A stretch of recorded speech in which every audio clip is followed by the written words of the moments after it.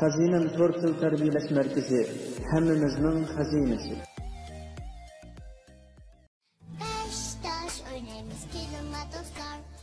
Aka, Hazinem dershanesi balılar çöçekleri yollaptı. He, bana ben geldim, umaksınlım.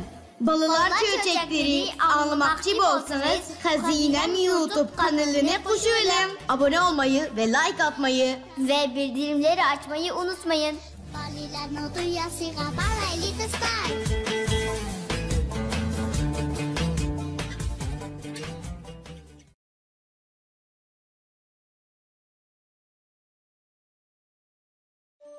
Dada, çöçek anlayma. Mon çöçek etip Boludu balam, boludu. Ben sana şu hazırlam Dilala çöçeklerini koyup beray ya. Dostlar, keşkinler hayırlı olsun. Bugün ben sizlerge Adil Abdurrahman Tağa Penni hikayelerden Ösümlük ve Bahar degen hikayeni etip bereyim. Hikaye Ösümlük ve Bahar. Bahar kelişi bilen yerjahan illib, kishicha uyquda yatgan dal-daraxtlar baharning illiq shamilining yengil silkishi bilan uyg'onib, yumran shaxlari bog'lanishga, kishicha to'ng tuproqqa ko'milib go'dayib yotgan o'simlik urug'lari bahar haroratidan asta-asta qo'zg'alib, yumshoq tuproqni yerib zeminga ko'z etishga boshladi. Dal-daraxt va o'simliklarning shirin uyqudan uyg'onib, baharga talpinib buxsurayotganligidan cheksiz shodlangan bahor elchisi qorli g'ashlar ko'k osmonda parvoz qilib, larzon suvga tushdi. Hammadan shodlangani yanala bog'van buvoy bo'ldi. U big'lanishga boshlagan meva daraxtlariga zo'qlangan holda qirg'inicha navrasiga: "Qorug'una qo'zam, bahor keldi. Meva daraxtlari bog'lanibdi. Ular bahorning kelganini bilayotdi", dedi. "Qiziq so'zlaydi ekansan, bova", dedi navrasi ajablangan holda buvisiga tikilganicha. "Dal-daraxtlar odam yoki uchar qush bo'lmasa, bahorning kelganini qandoq bilalaydi?" "Bilalaydi, qo'zam, bilalaydi", dedi buvisi yirik barmoqlari bilan yumron shaxlarni avaylab tutgan holda. "Amaliyotda o'simliklar bahorning kelganligini hammadan bo'lur sezadi." Bog'van buvoy xato etmagan edi. U bir umr bog'vanchilik bilan shug'ullandi. Yoshlik davrida maxsus o'simlik ilmini o'rgandi. Qiron chog'larda o'simlik va bog'vanchilik oid nurg'un ilmiy tadqiqotlarga qatnashdi. Shundoq ekan, u albatta o'simliklarning bahor kelganligini qandoq qilib sezib olaydiganligini biladi-da. Bog'van buvoyning navrasiga so'zlab berishicha, o'simliklar temperaturaning o'zgarishiga asosan fasl o'zgarishni sezalaydi ekan. Bundoq bo'lishidagi sabab o'simliklar qishning oxiridagi temperaturaning tuyuqsiz o'rilishi bilan bahorning yetib kelganligini sezib, bixlinib o'sishga boshlaydi ekan. O'simlik yiltizlari yoki urug'i qishicha tuproqdagi nam muhitda turadi ekan. Bahor kelishi bilan tang nam sharoiti turib, ma'lum darajada chirigan yiltiz po'sti yoki urug' shakli yerilishga boshlaydi ekan yoki ajrilib tushadi ekan. Buning bilan o'simlik yiltizi va urug'larini tashkil qiluvchi hujayralarning suv va oksigen bilan bevosita uchrashish fursati ko'payib, ozuqliq moddalarni qabul qilishi kuchaydi ekanda, hujayralarning bo'linishi tezlashib, bixlanib o'sishga boshlaydi ekan. Bu har yili bahor fasli tuproqning to'ngi erigan mezgilga to'g'ri keladiganlikdan o'simliklar bahorning yetib kelganligini birla vaqtda sezib, bug' chiqarib o'sadigan ahvolni shakllantirdi ekan. O'simliklarning bahor kelganligini qanday qilib sezalaydiganligini tushungan navrasi ixtiyorsiz peshini langishdi. Ana shuningdan tortib, uningda o'simliklarga bo'lgan qiziqish paydo bo'ldi. Hamda tirishib o'rganib kelgusida buvisiga o'xshash bog'van bo'lishga bel bog'ladi. Umaqlarim, biz bu hikoyadan o'simliklarning bahor kelganligini qanday qilib sezalaydiganligini tushunib oldik. Bu hikoyani men yoqtirdim. Sizlar yoqtirdinglarmi? Undaqda biz bu hikoyadan o'rganib olgan bilimimizni atrofimizdagilarga so'zlab beraylikmi? Kech bo'lib ketibdi, amiz bugun paldur uxlanglar. Atmush vaqtda Dilala Undidar salonida ko'rishaylik. Tatliq tushlar sizlarga hamroh bo'lsin.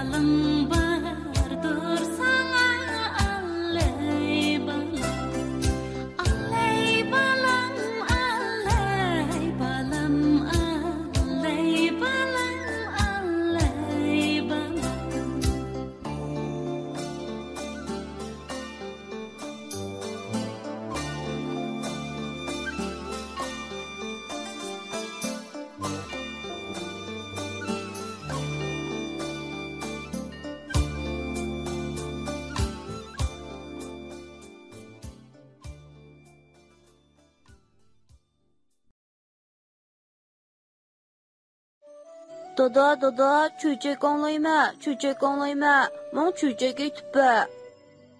Boludu balam boludu.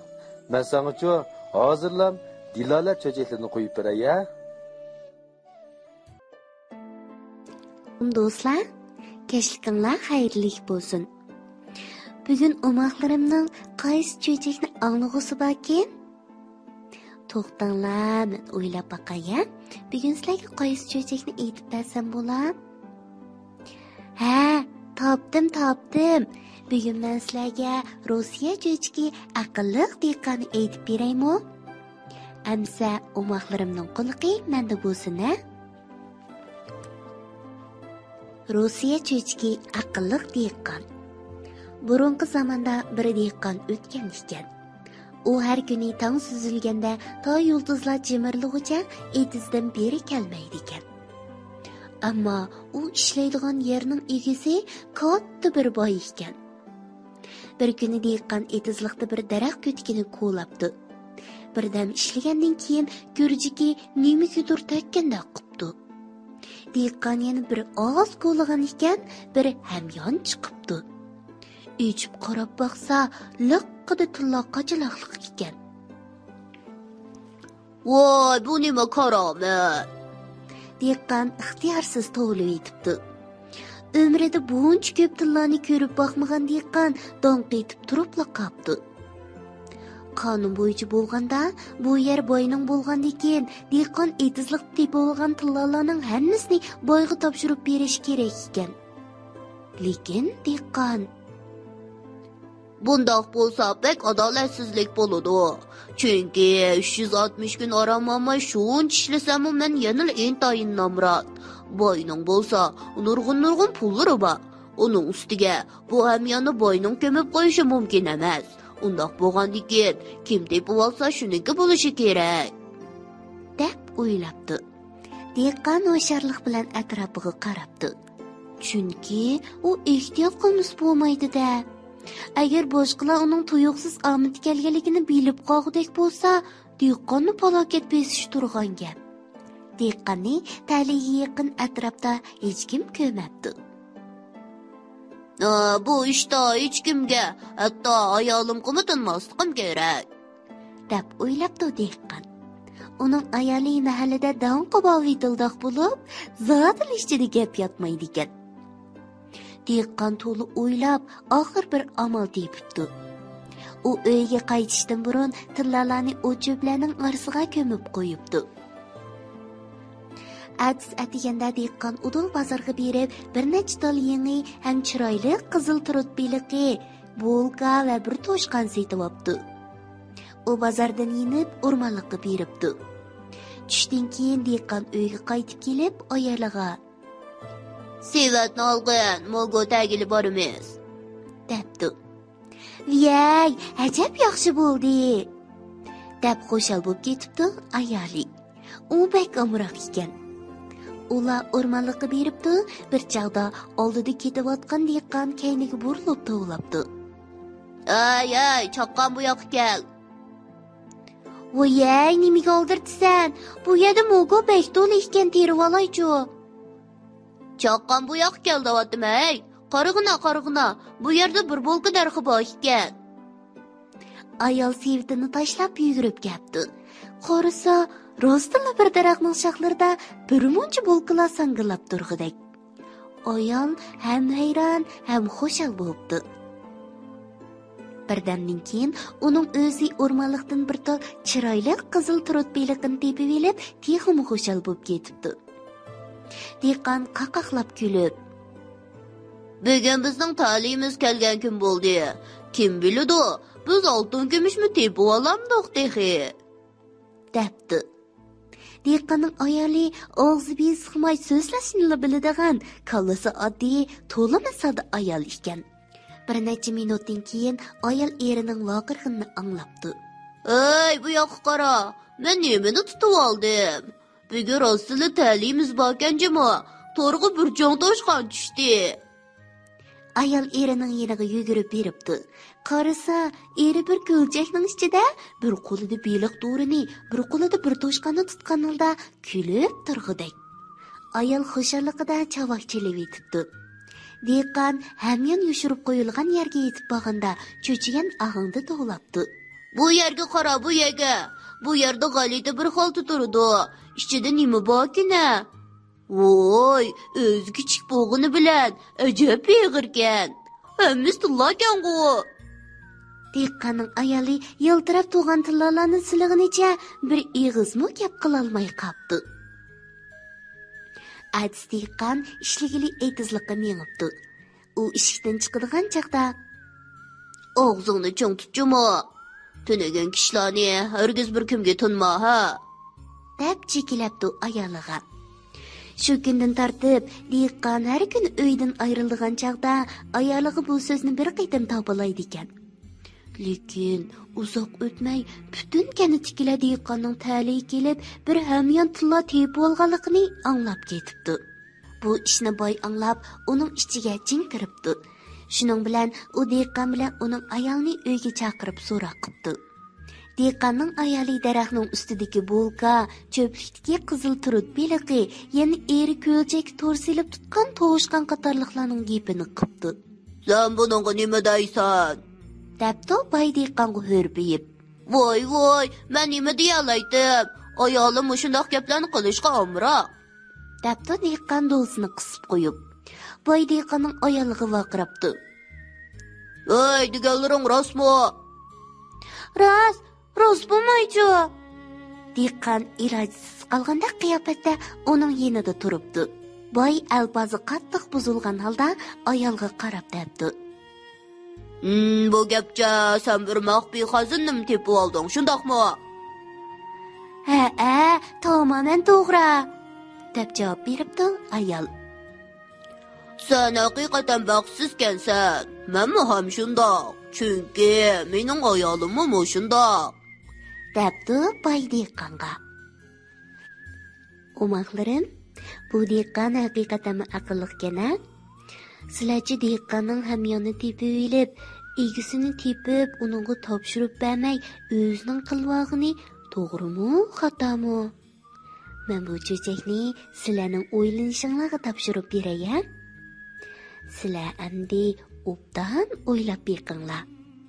Dehqonning qilgani zodi to'g'rimi, xatomi? Kech bo'lib ketibdi, amiz bugun baldir uxlanglar. Atimish vaqtda Dilala Undidar salonda ko'rishaylik. Tatli tushlar sizlarga hamroh bo'lsin.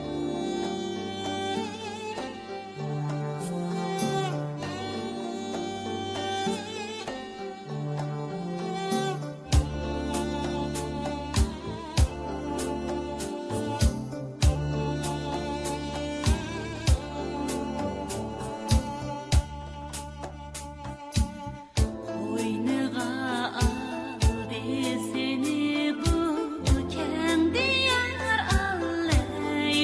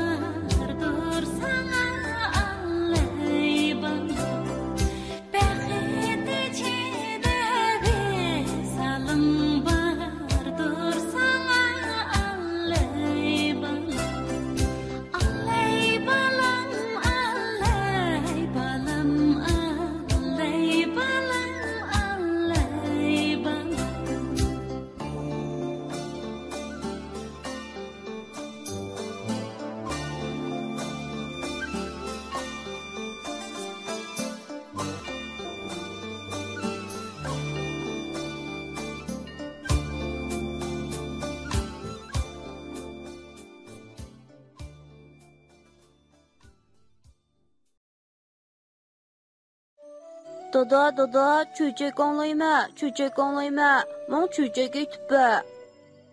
Boludu balam boludu. Ben sana şu hazırlam Dilola çöçeklerini koyup beray ya.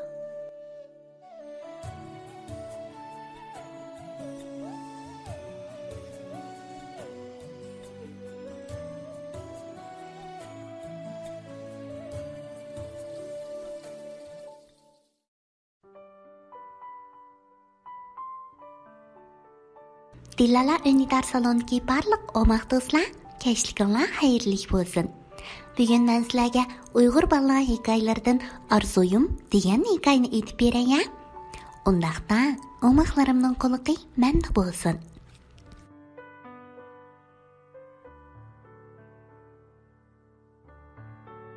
Til adabiyot o'qituvchimiz Arzuyum degan temada maqol yozib kelish haqida topshiriq bergachga, qanday yozish haqida xeyli uzun o'ylandim. Qalamni qo'limga elib o'ltirganimga 20 soat bo'lgan bo'lsa-mu, Arzuyumning nima ekanligini bilolmay bir qurma xat yozolmadim. Odatda Arzuyum ko'pdek qilyotadi. Mana endi Arzuyumning nima ekanligini bilolmayapman. Ha, bildim. Mening Arzuyum yozuvchi bo'lish-ku. Yozuvchi bo'lsam, nomim tez chiqadi ekan. Tom-tom kitoblarimga rasmlarim chiqib, meni hamma odamlar bilib ketadi ekan, hurmat qiladi ekan. Kitob yozaman deb xalq yerga bora oladi ekanman. Yana ish qilib yozuvchi bo'lishning shon-sharifi royati ko'p. Voy, bu mug'dak. Mana hozirmi 2 bet narsani yozish tashkil olsa, tom-tom kitob yozish uchun qanchalik jafo tortaman? Hay, bo'ldi. Yozuvchi bo'lsam bu mug'dak. Dunyoda bir narsa yozgandek jafoliq ish yo'q-chumi? Bo'ldi. Yozuvchi bo'lish mening orzuyim emaskan. Undaq bo'lsa, nim bo'lsam bo'la. Dadamdek oshpaz bo'lsam bo'ladi-ku. Biroq bu maqolaga oshpaz bo'laman deb yozsam, muallimim va sog'doshlarim nima deb qolar? Hozirgacha men boshqalarning orzu haqidagi nurg'un maqolalarni o'qidim. Ularning birimi men oshpaz bo'laman deb yozmabdi-ku. Mencha oshpaz bo'lish orzu emas, amal bo'lmaganda qilgan ish-ku deyman. Men bu dadamning oshpaz ekanligini aldirab birga deyolmayman-ku. Haqlar oshpazlar aytgan tomoqni yoqtirib yegan bilan bolalarimiz oshpaz bo'lsin degan biror ota-onani ko'rib boqmadim. Bir kuni dadamni mendan so'ragan edi. Bolam, cho'ng bo'lganda nima ish qilay deysan? Sendek oshpaz bo'laymikin? Nima deydigansan? Hey, men seni oshpaz bo'lsin deb o'qityapamdim. Sen meni oshpazlikni xalab qilyotdi demsan. Bu oshpazlik men bilan kelsin. Sen cho'qim. Ish qilib, opam bilan dadam oshpaz bo'laman deb qo'yganimga to'yg'izayotgan edi. Ras, oshpaz bo'lsam pumbug'dak. Undaq bo'lsa, nim bo'lsam bo'la. O'qituvchi bo'lsam-chi? O'qituvchi bo'lsam-mi bo'ladi ekan? O'qituvchi bo'lishni orzuyim deb yozsam, muallimimmi xushal bo'lib, yuqori nomer qo'yishi mumkin. Men shira ustiga qo'yib qo'ygan qalamni qaytadan qo'limga elib, o'qituvchi bo'lishni arzulab, maqol yozishga boshladim. O'qituvchi inson ruhining injeneri.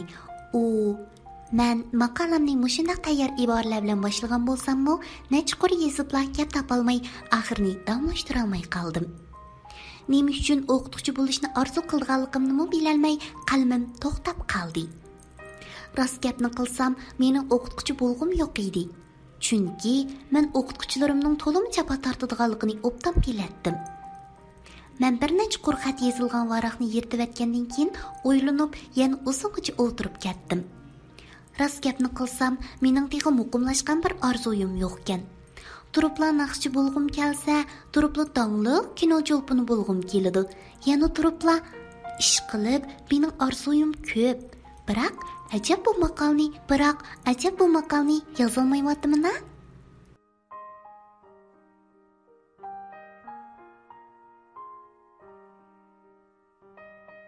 Omaqlarim, sizlardan bir savol so'rag'im kelyapti. Sizlarning orzuyinglar nima?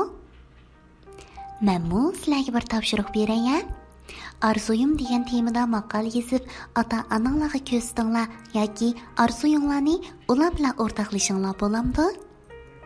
Men uchun dadanglar bilan opanglar bu topshiriqni tekshirib bersinlar. Ondaqda axırida Tilala adamlarga agishib tövəndəki balalar qoşqini öyrənilinglarçı.